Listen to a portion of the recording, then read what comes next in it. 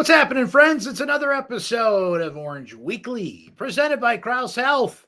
Welcome aboard, friends. My name is Brent Axe. We are live here on a number of different Facebook, YouTube, and Twitter pages. If you are watching us live, we appreciate that. That's a great way to watch the show because if you're watching live, you get to participate in the show. We will highlight some of your comments and questions on all matters of Syracuse sports we're going to be talking about over the next half hour or so. If you do miss the show live, we pop in Thursdays at noon Eastern time or so to discuss all things live. But if you do miss the show, on archives on most of the channels that you're watching now, and we do put up a post on syracuse.com. What do we got cooking today? On another gorgeous day in central New York, but a little cooler lately. It was 45 degrees yesterday. It's going to be 85 degrees tomorrow in Syracuse, New York.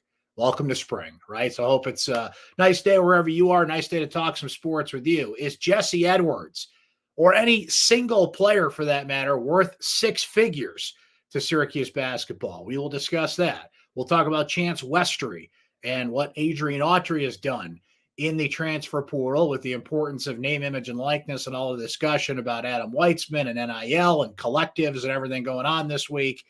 Good old-fashioned relationships and recruiting, still an important factor there. We've got Syracuse football to get into. The spring game coming up Friday at the Dome. We've got lacrosse to get into. The men's lacrosse team with two huge opportunities down the stretch to maybe play their way into the NCAA tournament. The Syracuse women's lacrosse team has an incredible opportunity. As we speak here, it's Thursday. This game has not taken place yet, but they're playing Boston College at the SU soccer stadium, and there is some serendipitous relationships to that we shall discuss. The NFL draft is a week from today. Man, we got a lot to get into. So what do you say? We jump right in the pool. And again, your comments, welcome as we go. We'll highlight them as the show cruises along here. Let's start with basketball. So Jesse Edwards this week officially goes to West Virginia. He was not in the transfer portal long. We heard just over a week ago, we had put his name in the portal. We had heard some other schools. I honestly don't know how serious those other schools were about Jesse, if they were just put on a list, because that's who he was considering. It felt like West Virginia was the school all along, and that's where he ends up, and some pretty significant NIL numbers thrown around there in the six figures. We're talking, somewhere people have said about $800,000 in NIL money to go to West Virginia. And as we discussed a little bit last week, that was a complicated issue with Jesse because he is an international student. He's on an F1 visa. But obviously they figured out a way around this thing and figured out a way to get him NIL money in his fifth year and final year of eligibility. And of course, that brought up a discussion about NIL money and Syracuse and where they're at there. And of course, we had the big discussion about Adam Weitzman last week per the stories I wrote about that and where he stands, and he's completely out on all things NIL. So it got me thinking about this. Now that we're in this world where you can pay athletes, you have collectives, you have boosters, you have ways to pay these athletes. And Jesse Edwards, in his specific case, is a guy that's going to play professional basketball. This is not somebody who is cashing out, if you will, before their career is over and will not have the chance to play extensively in terms of pro basketball. He will, but someone's going to offer you $800,000 to play, if that in fact is an accurate number, then I don't blame you for turning it down. Donna DeToda wrote a piece this week on syracuse.com that I would highly encourage you to read if you have not. And in that piece, Donna talked to a couple of people who are involved with the collectives here in Syracuse. So there's two main collectives at Syracuse. There's the 315 collective, which you can donate to right now, by the way, if you want. That's not necessarily an endorsement or a commercial for that. I'm just telling you, fans ask all the time about NIL, and it's not just big money players like Weitzman. You can go on their website right now and donate as much money as you'd like to that collective. And the head of that collective, a gentleman by the name of Mike Bristol, was quoted in Donna's story as saying that there's not enough action locally here in central New York on the NIL front, right? So that is your choice. That is your option. The other collective, and they don't like to be called a collective, but it is called Athletes Who Care. So that is the NIL opportunity where athletes receive NIL money from this fund, And in exchange, they do community work. We've seen stories of football players working at the Samaritan Center here locally in central New York and other charity opportunities that are out there. So I think this brings up an interesting case. Let's look at Jesse Edwards, right? Let's say that they could pay Jesse Edwards. Let's say Weitzman's still in the picture. He could have paid Jesse what he wanted. So we're talking about, let's just throw a number out there, $500,000 for one guy. Is that a smarter strategy for Syracuse? Or is it smarter to spread the wealth? Is it smarter to pay smaller increments, if you will, have the availability for players, plural, as opposed to going all in on one guy? Now, obviously, Jesse wouldn't be the only guy making, big money, right? But he may be making the most amount. You got to pay everybody in terms of who's eligible, who wants it, who thinks it. I think we'd be naive to think that, say, J.J. Starling and Chance Westerly, who we'll talk about coming up shortly, who are coming to Syracuse next year as transfers, aren't going to see NIL opportunities.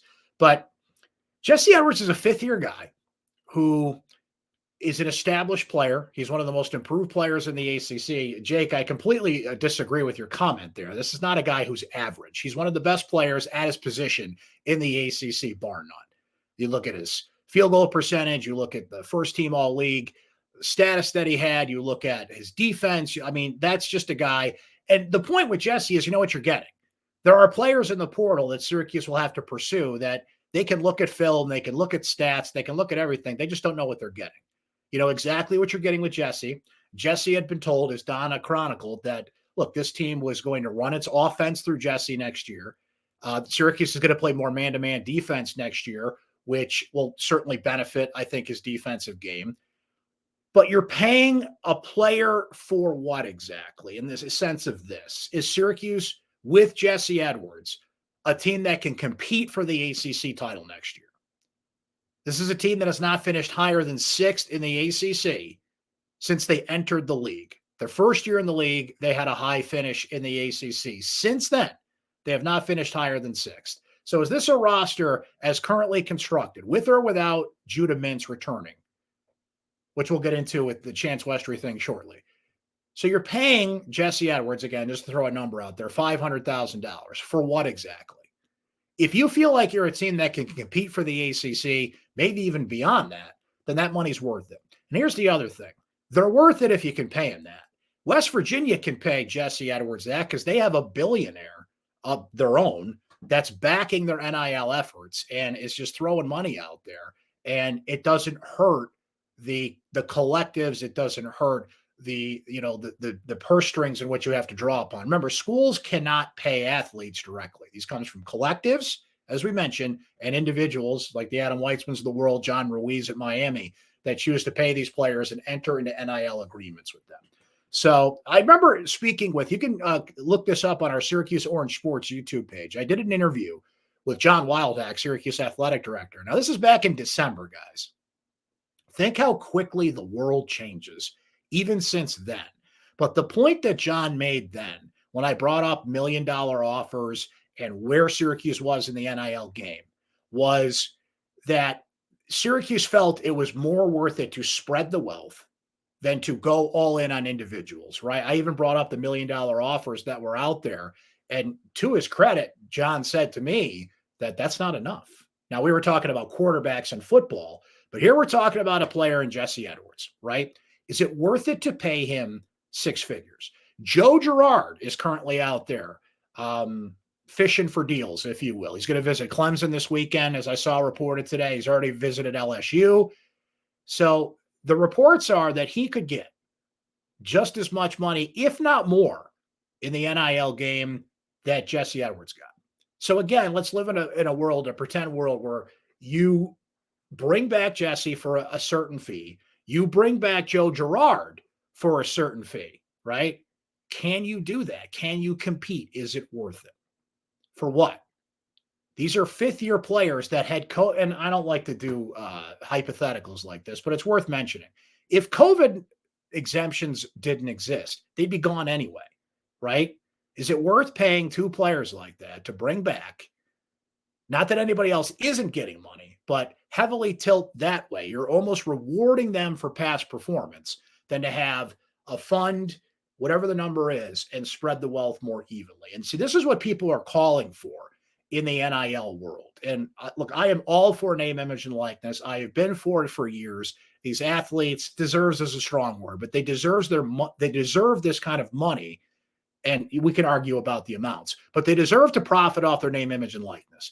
Obviously, the world we have gotten to now is not traditional name, image, and likeness. This is not making money off of t-shirt sales or local appearances or commercials, right? You're just flat out paying dudes to come back and play. And that's not NIL. That's just paying college athletes, right? So I would agree that some guardrails have to be put into place. Until that happens, and, remember those old commercials, not going anywhere for a while, have a Snickers? Like, we're going to eat a lot of Snickers before the NCAA does anything about this. They are so far behind. They are so inept in this whole thing. They are so powerless in this thing in a lot of ways that waiting for guardrails to come into place to regulate this stuff, we're going to be here for a while, right? So as it stands now, what I think has been exposed, with or without Weitzman, is Syracuse can't play this game. They can't compete in this game. They're in the game, but how much can they compete? Like, according to what Donna wrote and what I heard, and all things considered, like, a significant offer was put on Jesse's table to stay. He just chose more money, which is certainly his right to do. But can you keep playing this game? The numbers are only going up, and you've got to spread the wealth. Now, see, the thing is, we're talking about basketball at the moment. All it takes is one guy, maybe two, right? 20th anniversary of the 2003 team. If you haven't watched Will to Win, our excellent documentary on that team, I would highly suggest you do. Look, it's Carmelo Anthony. Boom. Now you can say it was Carmelo and Jerry and Queth and the rest of that team. That's true. I can't even imagine trying to put a team like that together today in the NIL era. But I think there's a lot to think about there. Like, you got to play the game. You got to be in it. We all know that. But do I want to pay Jesse Edwards $800,000? Okay, I do that. Is it worth it to you in the sense of, realistically, how does that make you compete in the ACC next year? I think specifically with him, look, the need for a big man in college basketball is drastic. The list is short, and Jesse is one of the best at his position in the sport. He was one of the most desired players in the portal. And in that case, I think it's worth it. Would I want to pay Joe Girard that kind of money to come back for another year, considering the rest of the backcourt that would be there? Obviously, the answer is no. That's why he left. I think Joe saw, I don't want to speak for him, certainly, but I think he saw the writing on the wall. Whether or not Judah Mintz comes back, they were pursuing J.J. Starling, got him to come back, Chance Westerly, right? So let's take a step forward there. You guys can keep comments coming here on NIL and some of the things that we're discussing here, right? But let's look at a good spark that came out this week on the Syracuse basketball front, and it kind of bucks the trend that we're talking about here. Chance Westerly, 6'6", multi-positional player who spent last year at Auburn, is going to transfer to Syracuse. What Chance Westerly said this week sticks out to me. Now, Chance had some injury issues at Auburn. You're taking a chance on that. If he's healthy, he's going to give Syracuse a heck of a boost. They recruited him hard when he was in high school. He was a top 40 player. Like, this kid's a talent, right? Maintaining a relationship with him was a reason cited that he came to Syracuse in terms of the coaching staff at Syracuse, Jerry McNamara namely, but Adrian Autry certainly in the mix for coming back to Syracuse. Same thing with J.J. Starling. J.J. Starling went to Baldwinsville here locally in Syracuse, goes to La Lumiere, a prep school in Indiana, does not choose Syracuse, goes to Notre Dame. But the way you got to play this game is you got to stay in touch with these kids. Same thing when Cole Swider went to Villanova, and I can give you other examples, Symir Torrance. Now, these players have different levels in terms of talent, but maintaining that relationship, believing in those players, staying in touch, not just like brushing them off when they don't choose you, is critical. So some of the old school methods that are involved here work. So all this talk about NIL last week, and it's a worthy discussion. Syracuse gets Chance Westerly out of the portal.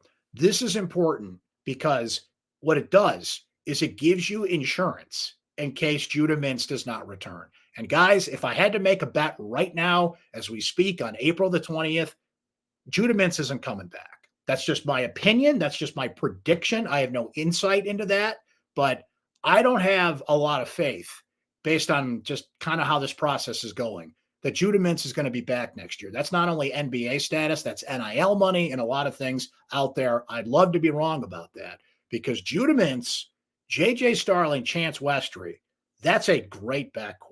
That gives you options. That gives you depth.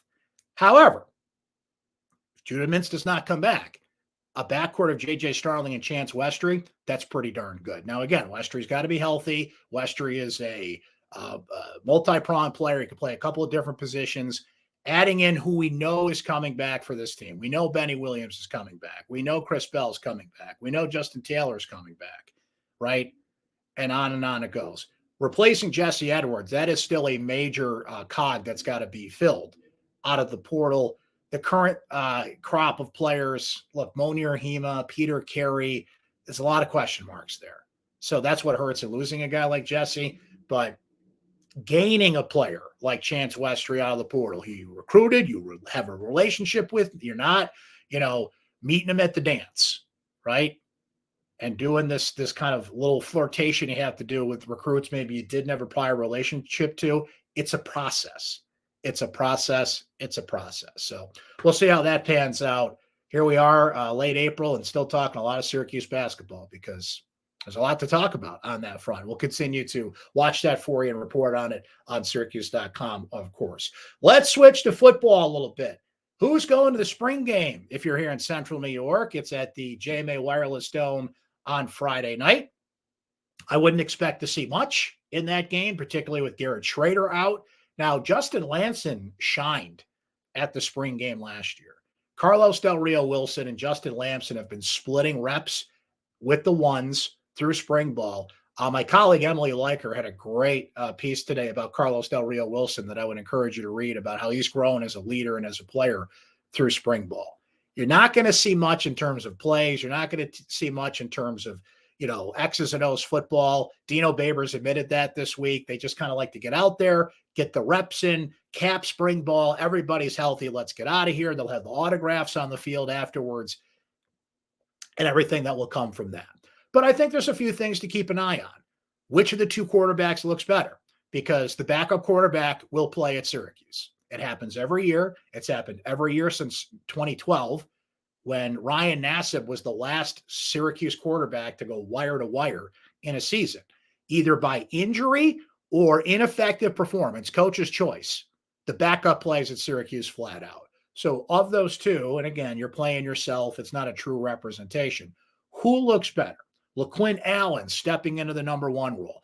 Aronde Gatson has been pretty much split out wide throughout camp. Dino Babers likes to say that he's a versatile player. You never know where he's going to be. There's some mystery there, but he's not going to line up at tight end next year. He's going to be primarily a receiver, replacing a guy like Matthew Bergeron and a couple other players on the offensive line. The development of the defense, getting a look at Jaden Gould and a couple of the new transfers that the football team brought in, particularly at the cornerback position. All things to keep an eye on at the spring game tomorrow. Now, as we speak, we are 1 week away from the NFL draft. And Dino Babers is about to have a big score in terms of that. What is one of the most marketable things that you could have as a college football coach? How many guys do you send to the NFL?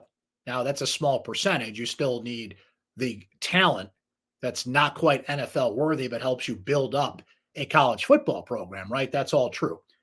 But you're going to have Matthew Bergeron going what I think could be as early as the late first round, more likely early second round. Mel Kiper Jr.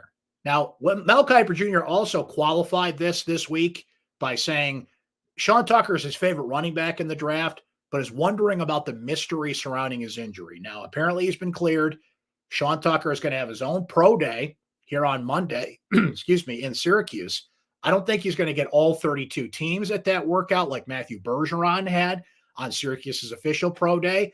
But, Tucker's going to get a last-minute look from some NFL teams with the draft less than a week away at this point. You are going to have Who are we forgetting here? We got Bergeron. We've got Tucker. Garrett Williams is going to be selected, probably somewhere, I would say, between rounds 3 and 5. Now, he had the injury last year, but that has not stopped players like Andre Sisco and Trill Williams from getting drafted. It's not going to stop Garrett Williams from getting drafted. I don't think Andre Schmidt will be drafted because kickers is just not a long list of guys. He'll be a high priority free agent. He will be in an NFL camp this summer, guaranteed. I'm wondering about Mikel Jones. I'm really wondering if he's going to get picked. If I had to put money on it at this point, I don't think so. There's a lot of linebackers. I have just not seen him in a lot of the mock drafts. I have not seen his name move up the list and stand out in any way. But I'll tell you what, I think Mikel Jones is an opportunity to pull a Zaire Franklin. Zaire Franklin, who, if I got to recall, you guys jump in the comments and correct me here. I don't think he was drafted. If he was, it was 7th round. I'm pretty sure he wasn't drafted, but worked his way up through camp as a high priority free agent, and now is an important piece in the Indianapolis Colts puzzle. He's a captain on that team. He's a leader on that team, and is a amazing success story of somebody who may have gotten overlooked in the draft process, but got a shot at a camp and is still in the National Football League. And frankly, is one of the more notable Syracuse alums in the National Football League. So Syracuse made a bowl game last year. They lost that bowl game, but for all the discussion about where Syracuse football is at, where Dino Babers is at, to see that name pop up, what could be 4 or 5 times over the course of the 3-day NFL draft, is nothing but good news for Syracuse football. Who on this team is going to be on that list next year? Arondé Gadsden's name shoots right to the top of the list. But who are some of those other guys? Marlo Wax comes to mind, right? Maybe a couple of players that I'm not thinking of, but could work their way into that conversation that will continue that. Because, see, that's the important thing. Consistency. Syracuse has not had the consistency of players taken in the NFL draft. There was a run there where some of the best players that were going in the draft from Syracuse were punters, right? Now you got running backs, offensive linemen, linebackers, cornerbacks, important positions that are getting selected. So one way or the other, it's going to be a great 3 days for Syracuse football, because that name is going to pop up a lot. You're going to have Mel Kiper Jr. talking a lot about Syracuse players, and it's going to be a successful few days for them. So we'll see what comes out of the spring game, and then football will kind of wrap up for a while until, of course, camp gets ramped up in August. Let's switch to some lacrosse, and let's start on the women's front. Now, as we speak, it's Thursday. It's 12:33 p.m. The Syracuse women's lacrosse team is going to play Boston College tonight. Thank you, Mike, for looking that up, by the way. Zaire was picked 7th round, 235th overall, which is barely being drafted, right? That is like, you might as well be a free agent and pick your destination. But thank you for looking that up and clarifying that. Syracuse Boston College lacrosse on the women's side. If Syracuse beats Boston College, and I think they're going to, that's a new winning streak in the history of Syracuse women's lacrosse. 16-0 that will have completed the regular season undefeated, and the longest winning streak in the history of Syracuse women's lacrosse. Few things here. One, they are the favorite to win the national championship flat out. The last piece to that puzzle to prove that they are the leading contender to win the national championship was to beat North Carolina last week. They did that. Now they're going to see North Carolina again. It could be as soon as next week at the ACC tournament, right? They're going to see Northwestern again in the NCAA tournament, probably the Final Four. They beat both of those teams this year. Northwestern was very early in the season. It was a 1-goal win. North Carolina was a 2-goal win. And I'll tell you why this team should be the favorite to win the national championship. And this is no slight on Megan Tyrell, who is in the first breath as a Tuarathon Trophy candidate, and Emma Ward and Emma Tyrell and Megan Carney, and the just flood of offensive talent that this team can put at you. It's Delaney Schweitzer. The fact that Syracuse has, in my opinion, the best goaltender in women's Division I lacrosse is the edge that is going to lift them to, I think, the national championship this year. That consistency has to be there. You got to stay healthy, all the prerequisites I'm supposed to put on a conversation like this. But Syracuse had two main issues last year. They did not have consistent goaltending, and they had a bevy of injuries. It's good to see my guy Jordan jump in there, who says the national title is a bonus. The Final Four, I'd be satisfied. I don't agree with you, Jordan, and here's why. Because this team has a special level of talent. They have made Final Fours. They made the national championship game 2 years ago, losing to Boston College. Kayla Trainer, an assistant coach on that BC team, by the way. They've been there. They've done that. This is a national championship roster. And I think Megan Tyrell came back and Megan Carney came back, and a lot of the talent that's there, they know what kind of team they have. And these teams just don't come along every year. There's always talent at Syracuse. But this is a championship contender, and Schweitzer's the reason why. That gets them over the edge. So I don't think it is greedy to say anything short of a title is a failure. I think the players would tell you the same thing. And if they would tell you the same thing, and some of them have told me that, then I think you got to take them on their word. A Final Four would be great. Nobody's going to just like scoff at something like that. But let me tell you about the Final Four. Little serendipity here. So the women's lacrosse team tonight is going to play Boston College at the SU Soccer Stadium. Kayla Trainer moved that game out of the dome because Syracuse is going to have to play, at the very least, its first game, maybe its first two NCAA tournament games at the SU Soccer Stadium, because graduation ceremonies will be going on at the dome. So they get kicked out. Smart play on her part, because you got to get used to playing outdoors. Sounds silly, but Syracuse doesn't play outdoors that often. They did against North Carolina last week, but you got to get in that flow and you got to play on grass, which Syracuse does not do a lot of. The women's national championship this year is in Cary, North Carolina, on the same field that the SU men's soccer team won the national championship back in the fall. How serendipitous is that? Right?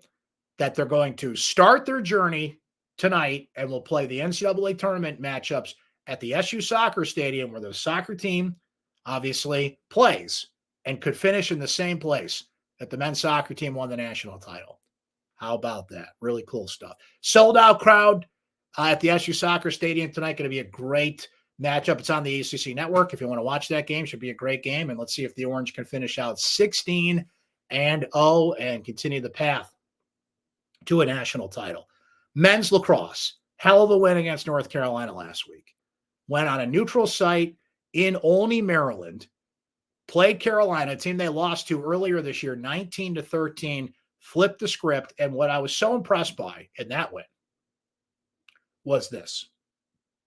They got just blasted on faceoffs. They got blasted on ground balls. They got blasted on a number of things you cannot. But they took advantage of the possessions that they had. 23 of 36 shots on goal. Will Mark had another terrific day in net. I think he made 15 saves in that game. This offense had to take advantage of the possessions that it had, and it did. They played good enough defense. They overcame their mistakes. This team could have fallen apart like a cheap tent. The way they lost to Notre Dame a couple weeks ago, fell apart in the fourth quarter, gave up what was 9 straight goals. And look, it's a young team. I will mark the 2023 season a success for Syracuse men's lacrosse, no matter what happens the rest of the year. And here's why. They only won 4 games last year. And with a very young team, flipped the script, will finish with a winning record no matter what.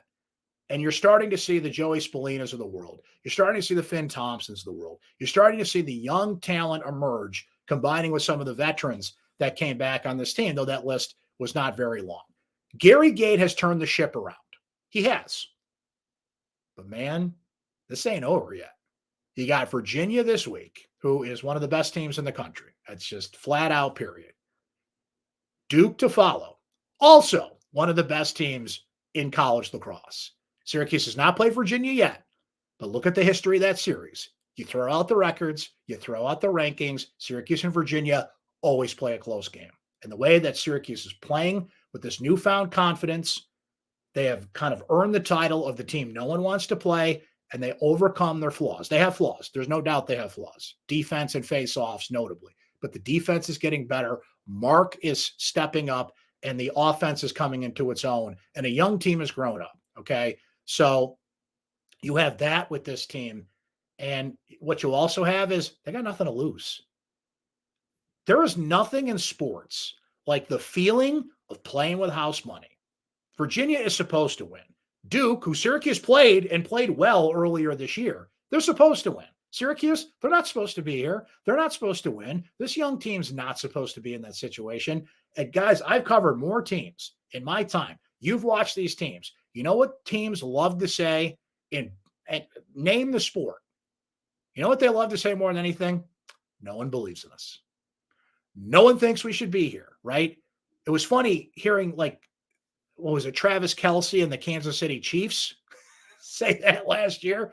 The hell are you talking about? Everybody expected you to be in the Super Bowl. You're the Chiefs, right? So that bothers me when you have favorites, teams that everybody expected to be as good as they are, that pull that line. But nobody said that about Syracuse. That is a true blue, playing with house money. You're not supposed to be here type of team. Now, we'll see if that matters in these last two games in terms of how they play. Here's where it doesn't matter: how we judge this season. It is a success. Syracuse lacrosse is back, in my opinion. You'll truly be back when you're in the tournament, when you're beating teams like this regularly again. And of course, you're back in the Final Four, which Syracuse has not been for about a decade here, right? So that's when we grab the rubber stamp and say, pop, you're back. But the feeling is back. The swagger is back. And this is a team that's recruiting well. Help is on the way in terms of the face-off position, other recruits that are coming in. They had a couple of players that couldn't play this year, one due to injury, Riley Figueres, who would be one of the best close defenders in the country, in my opinion, if he was healthy and could play. And obviously Spolina and Michael Leo and all these young guys, all back next year, older, wiser, have been through the fire a little bit. I feel good about Syracuse lacrosse again. And we'll see what happens in these last two games. I wouldn't want to be Virginia or Duke, I'll tell you that much. No one wants to play this team right now. And truly, no one believes in them. So they got that going for them, which is nice. Mike just wants to jump in with one more thing here. I think Adam can still support the NIL through the collective. I gave him my opinion the other night and asked if he can work around or find a way to continue to be a big-time backer, even with the powers that be, to cancel him out. Mike, let me say this. I've actually talked to Adam about this myself. And Adam respects the collectives. He understands what they're there to do. But I think he makes a fair point here. Adam wants to control his own money. By donating the money to the collectives, there's, the old expression, there's too many cooks in the kitchen, right? He's putting faith in the collective that they're going to use his money properly, right? Whereas by paying these athletes himself and making the deals with him themselves, Syracuse may not like that. The collectives may not like that, but he controls the money. He can move faster and he can do it himself. I don't blame him at all for that. So I think you can make a case that the smarter thing to do would be to help the collective. But I think you can also make a case that I want to know where my money's going and how it's being spent. And the best way I can do that is to do it myself. So for what it's worth, that's why he has not gone the collective route at this point. Great comments, great questions from you guys. This flew by. Always great to be here. And we got a lot to continue to talk about, friends. We'll keep tracking lacrosse. We'll see how the spring game goes, the draft next week. Syracuse basketball is still out there trying to find a center and hitting the portal. The portal closes on I forgot the exact date, but it's coming up here in mid-May. So still a lot to track out there as we come down the home stretch on the SU sports front. And we'll continue to do that here on Orange Weekly. Just a reminder that the show airs live, or streams live would probably be a better way to put it, Thursdays at 12 Eastern time. But if you missed the show, you can watch it on all these channels you're watching now, automatically archives there. We put up a post for you on syracuse.com as well. Enjoy the rest of your week. Enjoy your weekend, friends. We got plenty more coverage for you coming on all these things and more at syracuse.com and here on Orange Weekly. But we thank you for hanging out. We'll talk to you next time. And this has all been presented by our great friends at Krause Health. Have a great rest of your weekend, everybody.